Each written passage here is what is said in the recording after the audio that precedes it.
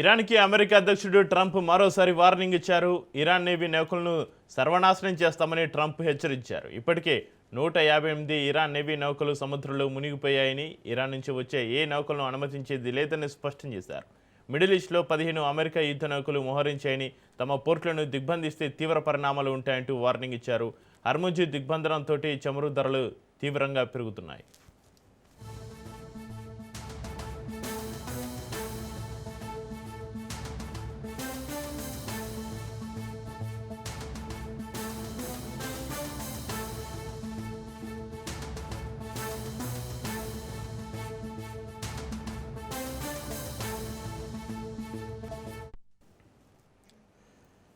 ఇరాన్కి America అధ్యక్షుడు Trump మరోసారి warning ఇచ్చారు. ఇరాన్ నేవీ నౌకలను సర్వనాశనం చేస్తామని ట్రంప్ హెచ్చరించారు. ఇప్పటికే 158 ఇరాన్ నేవీ నౌకలు సముద్రంలో మునిగిపోయాయని, ఇరాన్ నుంచి వచ్చే ఏ నౌకలను అనుమతించేది లేదని స్పష్టం చేశారు.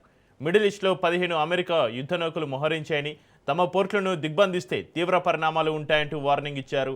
హర్ముజ్ దిగ్బంధనంతో చమురు ధరలు తీవ్రంగా పెరుగుతున్నాయి.